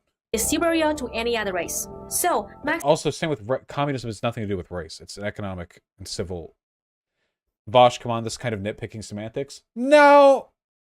I'd say it's pretty important because the biggest lie dipshits like this give wind to is the idea that you can achieve a proletarian state while having a vanguard party manage the state. Vaush, you're being nitpicky as fuck? No, I'm really not. I think that we demonstrated perfectly well that this chick shouldn't be talking about, like, anything even remotely related. This is nitpicky as fuck. She's ESL. You're literally racist. All right, we're banning the racists. Her blatant incorrectness can't be her own fault. It's because of her fucking national origin. Nah, I, as a Chad anti-racist, understand that retardation crosses all national, racial, gender, and sexual boundaries. All right? And as a retard warrior, all right, I meet my comrades in battle. All right, regardless of their origins, okay? As a retard Ronin, all right? Marxism is the science of moving society away from capitalism and towards communism. This science was developed using dialectical materialism. So now that you understand the historical background and the philosophy... Socialism is a science of moving capitalism to... No, first of all, Marx didn't fundamentally distinguish between socialism and communism the way that people afterwards have. Second of all, the method by which you move one to the other isn't the definition of socialism. Socialism, and it's not a science. Philosophers that influence Marx and Engels, let's start to really try to understand dialectical materialism. We already explained that dialectical materialism is making arguments based on material evidence. But how does it actually work? How do you apply dialectical materialism to problems? This is something we study in Vietnam from childhood. It's a key part of our curriculum in school, just like history and math and language. Once you learn dialectical materialism, you will start seeing the world in a different way. In fact, I will admit it, sometimes it's frustrating when I try to have discussions with people from USA and Europe who don't study dialectical materialism, because it feels like we are looking at the world in a completely different ways. I really think dialectical materialism can help us understand the world and each other. So, let's learn how to think dialectically. To understand how dialectical materialism works, you have to understand what is matter, what is consciousness, and what is the relationship between the two. First, what is matter? Well, the philosophical definition of matter is different from the definition of matter used in hard sciences like physics and chemistry. According to Lenin, matter is a philosophical category denoting objective reality, which is given to man in his sensations and which is copied, photographed, and reflected by our sensations, while existing independently of them. Under this philosophical viewpoint, the most common attribute of all forms of matter is objective existence. It means... Chat, I'm not a philosopher. Isn't she literally just talking about empiricism right now? Or physicalism? The idea of you know, the distinction between, you know, experience and reality? Because materialism and physicalism are not the same thing. Neither is empiricism. Matter always exists no matter what, whether humans recognize it or not. If I measure a rock and it weighs 1 kilogram, it will still weigh 1 kilogram when you measure it. We can't argue about that. It's just a fact. It doesn't change based on my opinion or your opinion. Matter... What about your opinion on what a kilogram is? For most of the Middle Ages, I'm pretty sure France and England had different pounds. Or kilograms or whatever. Okay, I don't... It's objective. Matter can affect humans' feelings. If I pick up that 1 kilogram rock and throw it in your hand, you will probably feel some emotions about that. So, materialists argue that human ideas are... Oh my god, this is such pedantry, Vaush. Alright, hold on! Chat! I understand that I don't have highfalutin, high IQ philosophy streams now often, okay? And I understand that most of you are fucking troglodytes who are barely more intelligent than the fucking barnacles that cling to your body as you float listlessly from library computer to drool on while you watch my streams, okay? But holy shit, it is not pedantic to point out that she's using wrong definitions, okay? No, it is not pedantic to say that saying a society is classless and also that no class is more powerful than the other it's completely nonsense. That's not meaningless, okay? That's not. Doesn't she literally have a degree in this? Doesn't she claim that? Didn't she start this like I went to school for this or whatever? It's not pedantic. She doesn't have a fundamental understanding of any of this. All the terminology that she's used thus far has been either adjacently correct or buzzwords. All right, we're banning the racists. Everyone who disagrees with me here is doing the racism of low expectations, okay? You guys don't understand the painful path of a retard Ronin, okay? She learned it in school because it's mandatory in Vietnam. Yeah, well, you know what I didn't learn in school? Fucking Marxism-Leninism, okay? So she shouldn't be making mistakes. Just a reflection of the outside material world inside our minds. An important concept in dialectical materialism is that matter is constantly changing. Matter is defined by motion. All matter that has ever been observed is in a state of motion and changes over time. Even a rock that seems to be motionless is actually moving and changing. The molecules inside a rock are moving, and the rock is on Earth, which is spinning and moving through space. Millions of years ago, the rock was molten lava, and in a billion years, the rock wouldn't look like it does now. It will continue to change, even if right now that change is so slow that it's imperceptible. Okay, so now we understand matter. So let's find out, what is consciousness? Consciousness or ideas is the way we... President Sunday says the point being they have properties apart from human experience. Yeah. This is quite frequently challenged as something that is verifiable. Berkeley denies matter outright. Kant makes it beyond our cognition. Yeah. I just don't know what this has to do with Marxism. I don't think you have to touch on the idea of empirical qualia, or if you have to be like an epistemic anti-realist or like a metaphysical anti-realist or something. I don't know what this has to do with socialism, but yeah. See the world and understand the world. Consciousness is the version of the world inside your mind. The world that you think you know is just a reflection of the real world that we are living in. Imagine this. Your eyes and your sensations work as a projector. It records the matter world that... I think the point is that it's mostly an elevator for material history. Yeah, the problem here is that this is how they do the whole scientific socialism bullshit, okay? The issue here, the mistake that she's going to make is that, well, she's already made it to an extent, is that she's going to conflate materialism with empiricism. Then, because empiricism is heavily correlated with scientific advancement, she's going to say that materialist philosophies are tied to an understanding of the world adjacent to the scientific methods process for arriving at understandings of the world. So by connecting empiricism and materialism, she is mistakenly claiming that a philosophical construct like Marxism is as empirically derived from natural evidence as, say, for example, the speed of light is from observation. So the problem here is that I feel like all of this, the reason she's going on this whole unnecessary tangent is because it sets up some bad philosophy. I mean, I could be totally wrong, but I'm pretty sure that's what she's going to say. And sends the images, the information into your brain, and based on those images and information, your brain builds consciousness about the world. The reflection of the world varies in each person's mind. For example, for people who were born blind or deaf, their consciousness about the world is very different from people who don't have the same conditions. Blind people can't see, so their world has no color. Deaf people can't hear, so their world doesn't have sound. So it means even though we share one same material world, each of us have a different consciousness about the world. So what creates consciousness? Marx and Engels argued for the social origin of consciousness. Marx believed that consciousness emerged from social activities, specifically language and labor. Basically, Marx believed that we develop the world doesn't have sound. So it means even though who don't have the same conditions. Blind people can't see, so their world has no color. Deaf people can't hear, so their world doesn't have sound. So it means even though we share one same material world, each of us have a different consciousness about the world. So what creates consciousness? Marx and Engels argued for the social origin of consciousness. Marx believed that consciousness emerged from social activities, specifically language and labor. Basically, Marx believed that we develop consciousness from interacting with each other and from interacting with our... No. No, no, no, no, no, no, no. No, no, hold on. The development of consciousness, like class consciousness, relates to your experiences regarding yourself and the world around you. That's not the same as internal sentience, which is what she was referring to beforehand. The consciousness that she was referring to beforehand was the purported distinction between empirical reality and experiential consciousness. But that's not the same thing as consciousness in the relation between yourself and the world around you. Those are different things. Like when a person says you are class conscious, they don't mean you experience internal qualia distinct from the material world around you. Environment. Language evolved for humans. She hasn't said class consciousness yet, but like we're talking about two different. Yeah, this is like okay.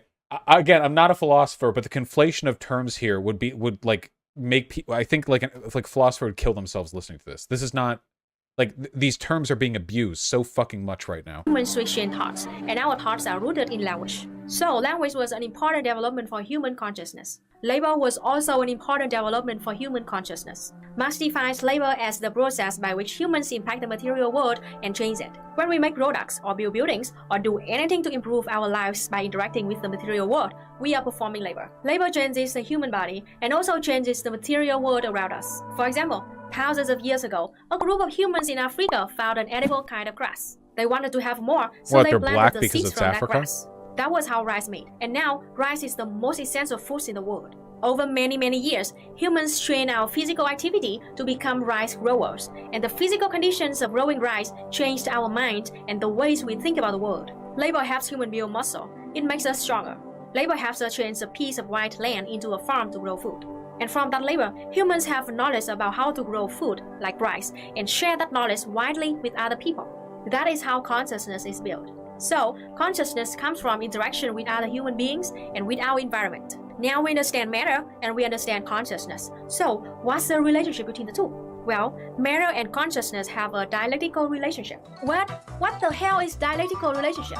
Well, now we are finally getting ready to learn about how to see the world through the lens of dialectical materialism. Dialectical relationships are relationships where things mutually impact each other. According to dialectical materialism, all motion and all change is the result of dialectical relationships. Everything is constantly being affected by and affecting things at the same time. If one car crashes into another car, that's a dialectical relationship. If I drop a brick on the ground from the top of a building, the brick will leave an impression on the ground, and the brick will also be broken by the ground. Mutual impact, dialectical relationship. So it is very important for you to understand that matter and consciousness have a dialectical relationship. Matter defines consciousness, and consciousness can impact matter through human activity. Let me explain how matter defines consciousness. As you know, the real world has been existing for billions of years, and humans just came to exist on this world about 200,000 years ago. So it's obvious that matter appeared first, and human consciousness appeared much later. I said earlier in this video that consciousness is the reflection of the real world inside human mind. So it means when matter changes, consciousness also changes accordingly. For example, you're driving on a highway. Suddenly you see a big rock in the middle of the road. What do? Well, if you don't want to have an accident, you have to turn the steering wheel to avoid that rock, right? So in this example, the rock, the matter, appears and it changes your consciousness, your thoughts when you were driving. But does that mean consciousness cannot change matter at all? Well, for one thing, your thoughts are what tell your hands to turn the steering wheel to change the direction of the car. So obviously, thoughts can affect the material world.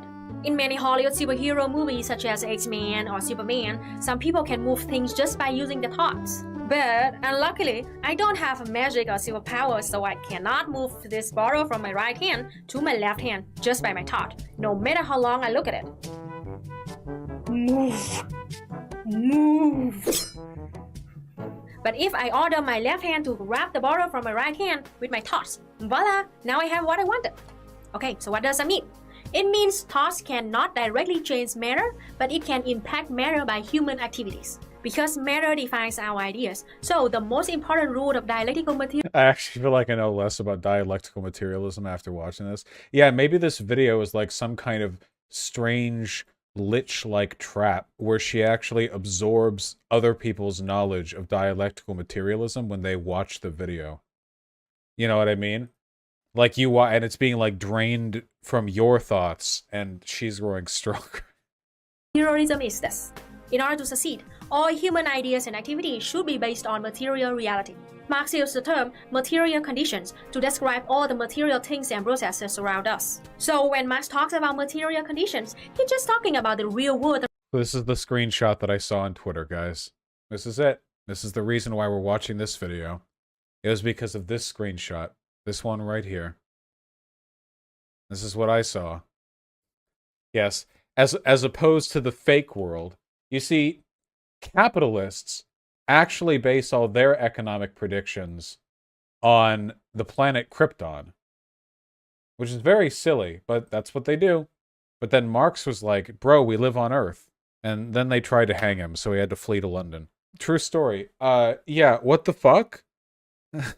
What are we talking about?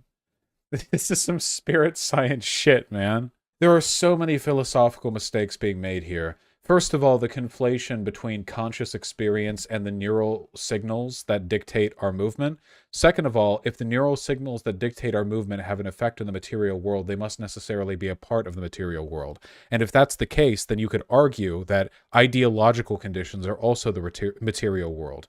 Like, the philosophical conflation that she's made here invalidates the distinction between materialist and ideological conditions.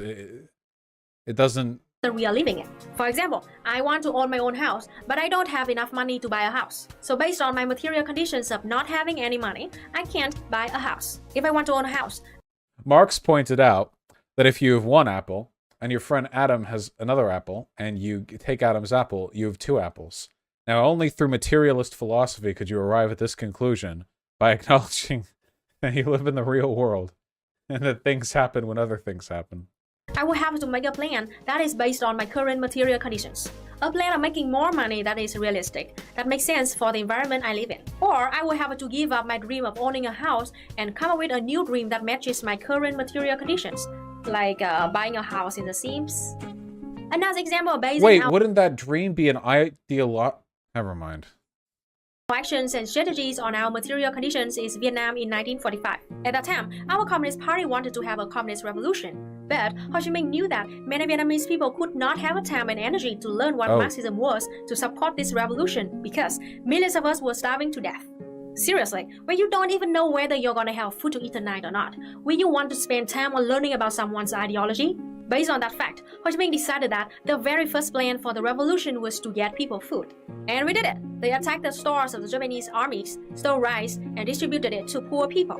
Millions of starving people at that time suddenly saw that communism gave them food, so they decided to follow communism without even knowing what it actually meant. That is just one small example about how our revolution succeeds. Remember this, all your decisions, plans, or strategies have to correspond with the material conditions, the reality. Such as now we can see that in many countries in the world, people are dying because of COVID-19 and racism and police brutality. So we as revolutionists, what do? How can we persuade more people to join our ideology and fight with us for our revolution? It's obvious that we have to help them solve their problems first, so they can see, wow, these people really helped me. They really understood. Materialist philosophy is not realizing people will like you if you do things for them that they need. I don't know how to stress this enough. I don't know. Her ideology is that things exist, and when you do things that are good for people, they like it. That's like, this is material dialectics is a broad statement on the condition of human society and the forces which lead to decision making. But it's also okay. Dialectical materialism isn't supposed to be prescriptive. It's not about lefties should do dialectical materialism. It's descriptive. It's that the world already is that way. Communists and fascists alike, according to Marx, both act in accordance with dialectical materialism. Dialectical materialism only states that people's positions will arise, and forces will arise, conflicts, antagonisms, whatever, everything, from the relationship and antagonisms between people of different material interests. The antagonism, that's the dialectical element, that antagonism being resolved through conflict. But that isn't prescriptive. That's the case everywhere with all groups. Like, the way she phrased it was like, thanks to Ho Chi Minh's understanding of dialectical materialism, he was able to realize that people need food to eat. as opposed to what a capitalist might have done in that situation, which would have been where they would have thought that they didn't. What was like? What? Dude. Communists know that people need food to eat? Yeah, because they live in the non-material world. They wouldn't have known. Suit my material conditions, so I guess I will support the revolution now. That's how we get people to our side. Who we care about what Marxism actually means when they are coughing to death or being shot and beaten to death by police and white supremacists. We, Marxists and Leninists, have to prove to them that we are on their side by our own actions, real effective actions. Haven't a ton of communist groups arisen from state oppression?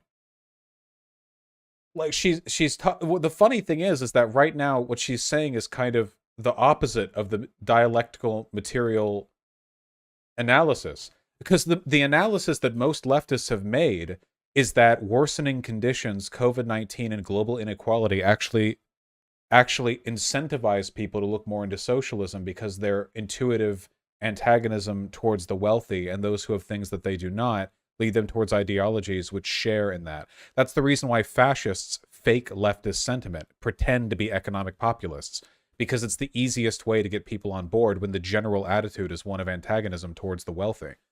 But she's saying the opposite right now, that people won't care about communism if they're so busy with COVID-19. This is actually an anti-materialist take. Let's do things step by step, from easy targets to more difficult targets like Vietnam did. First, we stole rice to feed people. Second, we stole weapons to arm people.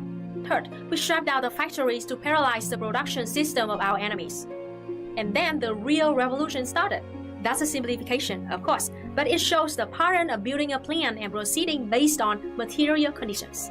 Alright, we all now have basic ideas about dialectical materialism. No. That's another important question. How to apply dialectical materialism in daily life? The way we apply dialectical materialism in real life is called... Oh yeah, quick quiz. We're 27 minutes in. If any of you learned anything at all, like if you imagine like a totally normal person watching this video, can you imagine, like, what does this mean? Oh, it's definitely counter to the general materialist analysis of the conditions we live in now. But yeah, no, I agree. The conflation of empiricism with materialism in this video is really, really weird. Materialist dialectics.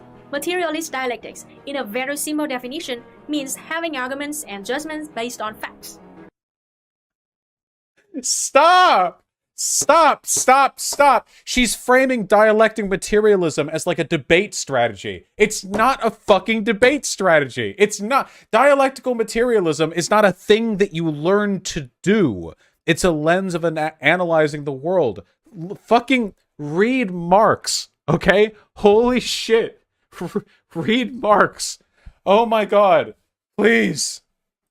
To use this materialist dialectics in real life, there are two principles.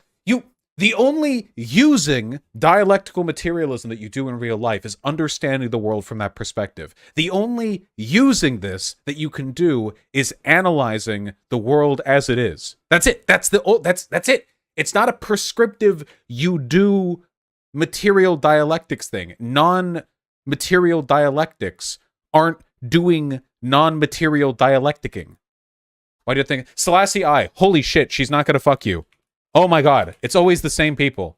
What do you want? What do you want from me? Stop. Oh, you just joined today to defend your fucking... It's not happening. It's not happening, okay? The only person that that's getting fucking today is you by me. Shut up. I didn't even type that out right, but it still went through. Hopefully that worked. Fuck you. Oh my god. That we have to remember. The first principle is understanding things from a comprehensive viewpoint. That would be great. If we want to really understand a thing, we need to see the whole of it, examine the whole of it, and all the direct and indirect connections that it has with other objects, phenomena, or process. It means when we try to understand a thing, we have to comprehensively see it in all aspects. The more complicated the thing is, the more aspects you have to investigate. For example, you're looking at this bottle of drink. Can you tell if the water inside is sweet or salty by just looking at it without any labels or brand names? No, you can't. You have to investigate first. I will investigate now by having a taste of it. Then I will have the right answer. Dialectical again, she's conflating materialism with empiricism. Right now, she's literally saying dialectical materialism is when you examine the evidence. No, it's not. Those are two completely different things. In fact, if you want to get really crazy, you can actually be an anti-empiricist while still believing in dialectical materialism. They're actually so unrelated that you can have opposite positions on. Or you don't have to. You can be one but not the other. It's very, very possible. Yeah, it's indefensible. Any of you who think that I'm nitpicking right now, this is indefensible. Okay. I hope that my investigation doesn't conclude that this is poison. Well, here goes. Die, perish. Save us. Well, it's actually sweet and a little bit sunny, and so far as at least, it doesn't seem to be poisonous. So you see, we can't have the right answer about the taste of the water inside this bottle until we actually drink it, or until... Yeah, the thing that pisses me off, these are the people who say I don't read theory, by the way. Literally, I've said this before. These are the people who say that I don't read theory, okay? Whenever I give a correct take about anything, and people are like, Vaush didn't read theory, these are the people who say so. These are the people who get the fucking views. Someone you trust who actually tasted it tells you the answer, like what I just did. Hi, I'm American Johnson, Luna's comrade, here to share with you a story about... Comrade. God! Okay, what's up? Non-compete. I just did. Hi, I'm American Johnson, Luna's comrade, here to share with you a story about investigation and why it matters for you and for me. So when I was a kid, my dad liked to drink beer a lot. We would go on road trips, and he would pour beer into, like, a soda can. And then I would be a little kid in the back seat, and I would be thirsty, and I would grab the Coke can, and I'd say, oh boy, I'm gonna drink this Coca-Cola now, and I'd start drinking it, and then realize that it was beer, and my child's tongue rejected it in disgust, and I spit it out, and I said, Dad, why did you put beer in this Coke can? And he said, so the police don't see me drinking a beer while I'm driving. Don't do this, by the way. This is very illegal and irresponsible, but that's what my dad did back in the 90s, and it was an important lesson to me that we should always investigate things. I should have at least done. This is what Marx discovered, as opposed to the capitalist. You see, the capitalist would look at a big plastic jug on the ground, says motor oil, and they would say, "Oh, I bet there's water in here," and then they would drink the motor oil. But tragically, the capitalist doesn't believe in empirical experience. So the capitalist, when tasting motor oil, continues to drink, thinking, wow, this is some odd water. This is some strange water. You know, the capitalist, while smashing their cock and balls into a paste with a hammer, you know, they think, this hurts tremendously. However, I understand that what I'm doing right now, which is, getting some water from the fridge and having a drink, is going well, because I don't recognize the validity of empirical evidence, and I don't believe in investigation. You know, oh, I just knocked my own earbuds out. By the way, you guys think I'm joking, but this is legitimately the position that they're assigning to other people in this video. I didn't realize this video got this psychotic. How the fuck do you guys tell me that I need to read theory? Done a sniff test of the Coca-Cola before drinking. So the moral of this story, besides don't drink and drive, which you should never do, is don't just trust appearances. Investigate fully and deeply from every angle. And don't judge a book dialectically by its cover alone. And by book, I mean beverage. And by cover, I mean can. Because you never know when your dad is drinking and driving and he poured a beer into a Coke can. Let me tell you a story. Once upon a time, there were 5 blind fortune tellers. They were all friends, and one day, they heard that a circus is coming to their town, and they bring an elephant. All 5 fortune tellers are very excited because all of them never met an elephant before. So when the circus came, they gave the guy who takes care of that elephant some money, and he will allow them... Imagine hearing that there's an elephant and being blind. Like, how do you know it's not just some dude making noises and they just, like, used a blow dryer to heat up, like, some fucking... Some, like, I don't know, what's like a really leathery, like some hippo flesh or something. They're just, like, letting you rub against... What are we doing? Them to touch the elephant. The first fortune teller touches the nose, the second one touches the ivory, the third one touches the leg. The fourth one touches the ear, and the last one touches the tail. After touching really carefully, they all came up with their conclusion. The first fortune teller said, I thought the elephant was very special, but it's just like a big leech. The second one said, I don't think it's like a leech at all. I think it's like a big hard wooden stick. The third one said, No, it feels like a big hand fan. The fourth one, You're all wrong. I touched it, and it feels exactly like a wooden column. The last fortune teller said, All four of you are wrong. I felt one side which is very furry. It's exactly like a broom. All five fortune tellers don't agree with each other because each of them have their own evidence that they believe. Then they argue and beat each other up. The end of the story. So what's the lesson from this story?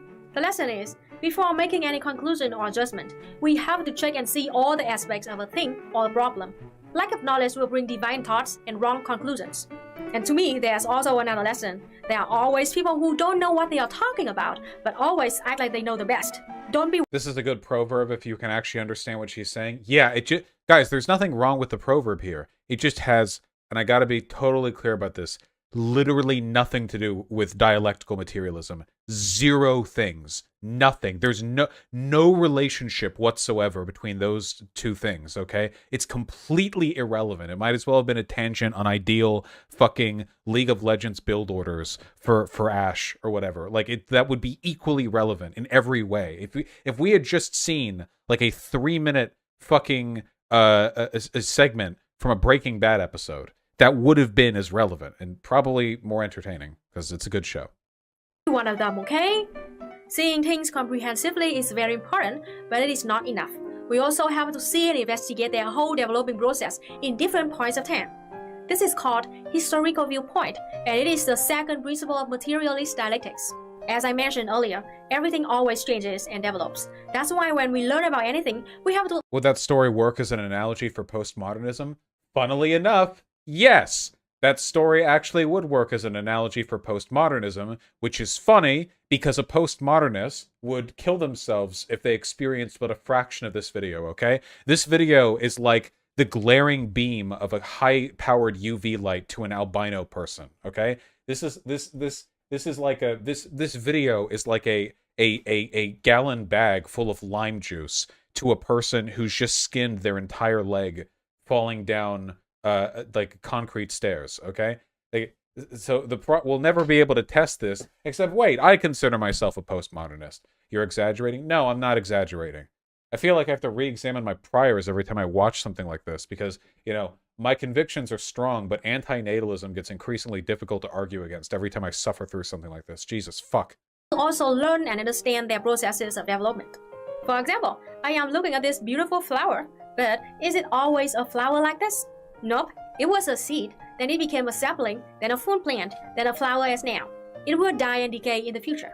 Understanding the whole development of this flower makes me respect its beauty more, makes me value it more. In my next video, we will talk more about this changing process, which Marx defines using qualities and quantities, but I think that's too complicated to cover in this introductory video. If you're really interested and can't wait for Part 2, I will link to a video in the description which EJ already did on this subject. Now let me tell you a true story. It's about my comrade American Johnson, the guy whose dad drinks beer on road trips.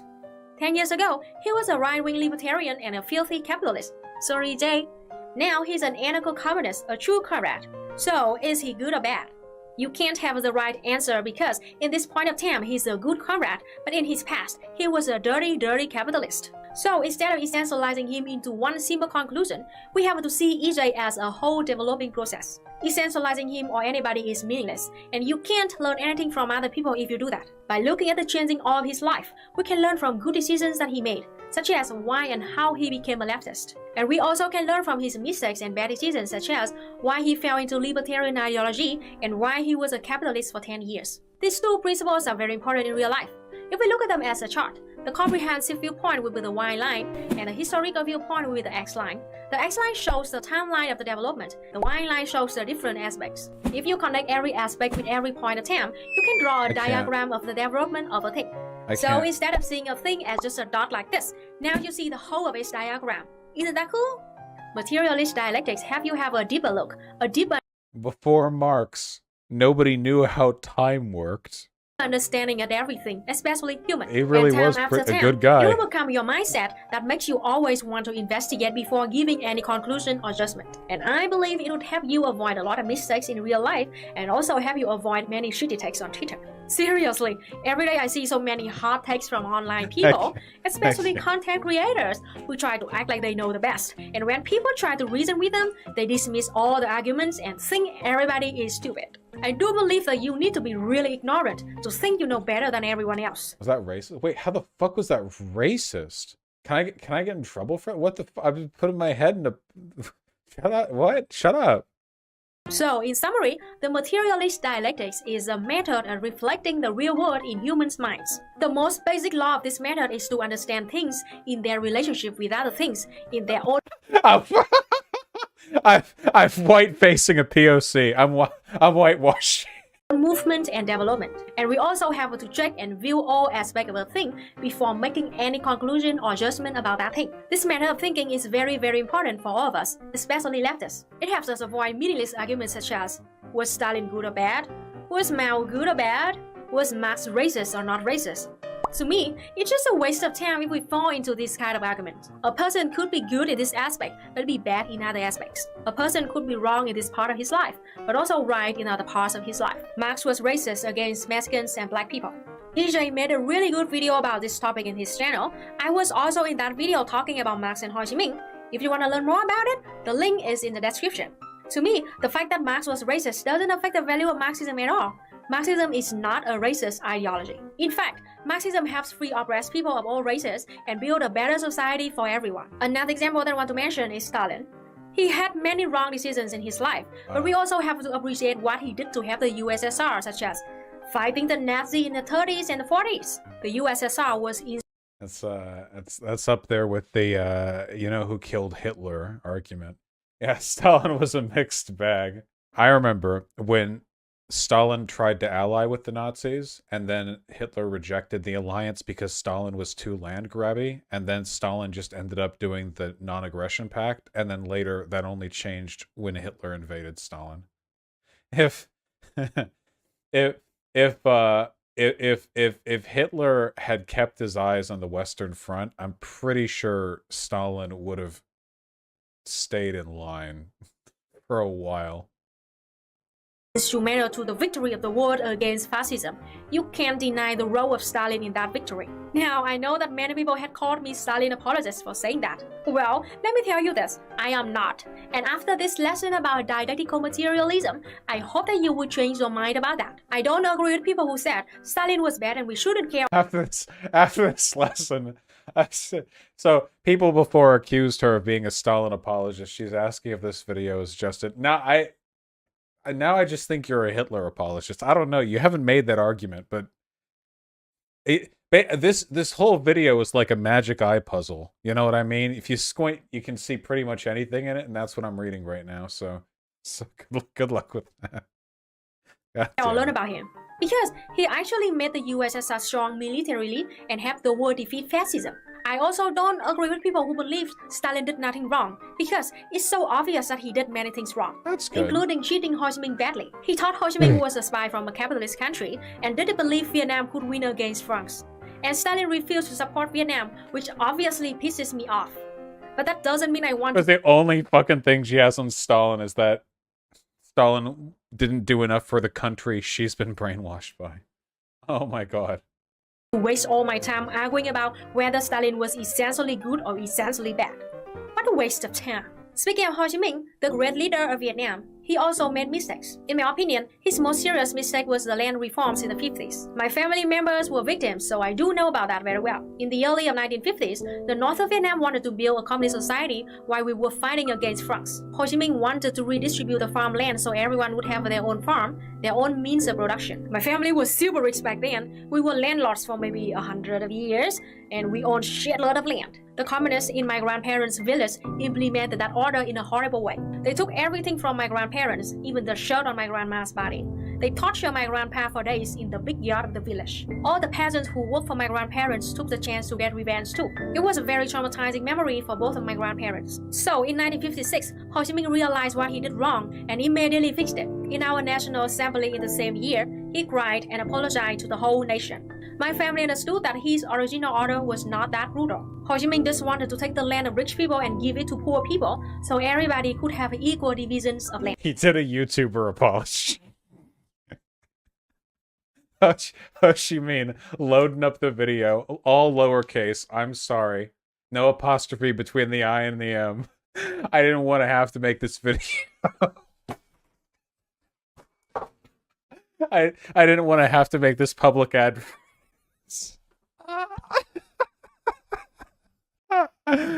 Yeah.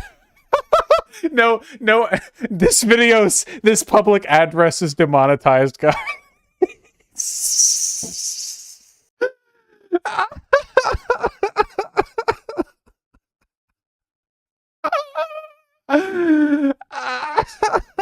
Fuck.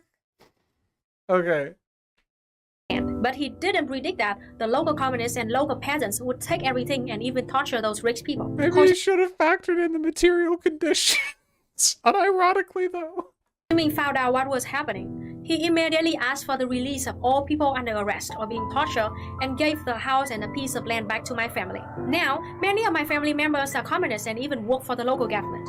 That said, the mistake Ho Chi Minh made doesn't affect the value Ho Chi Minh taught, and it doesn't dismiss all the sacrifice he made for Vietnam. Vietnamese people still love him and respect him as a human, but Ho Chi Minh is not a symbol of perfection.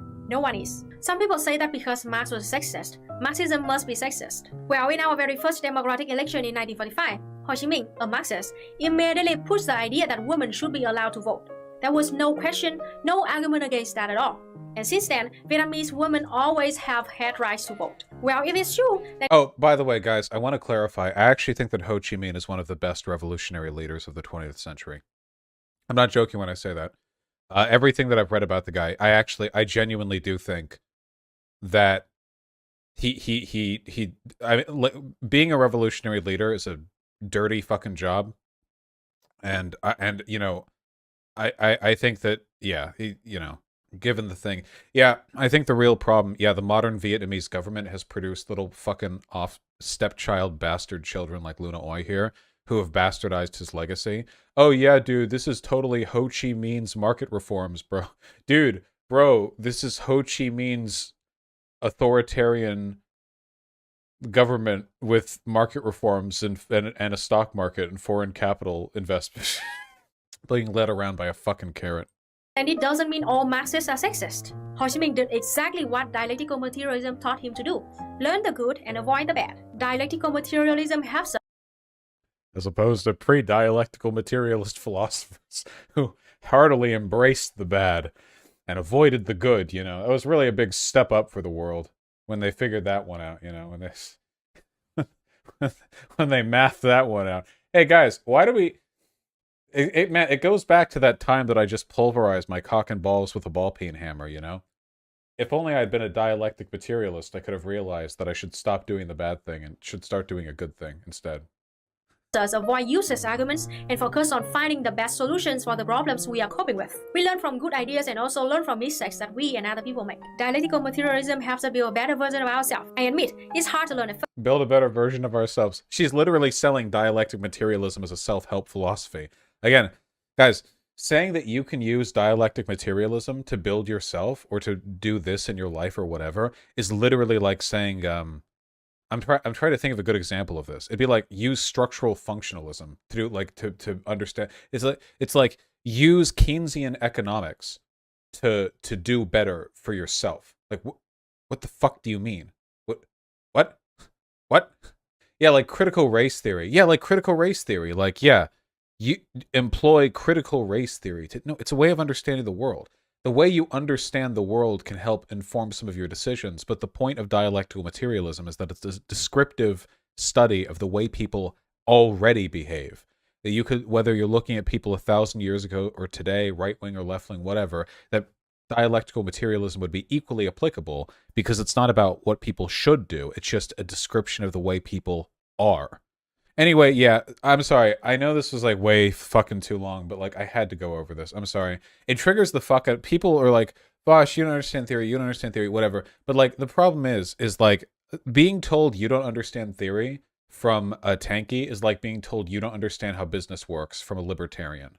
It's like it's fucking, it's absolutely laughable. You know what I mean? But they're the people who are most convinced that they have a good understanding of how this stuff works. They think they have the most infallible, fucking incredible, and they're so dogmatic about it. You know, people in chat earlier were like, Luna Oi is streaming right now. And as delightful as that would be, they're not going to talk with me. Nobody, they'll never talk with me. None of them, these people, they never, ever will talk to me, okay? Doesn't even have to be a debate. I just want to, if I could ask anything, where's the chat? End the segment.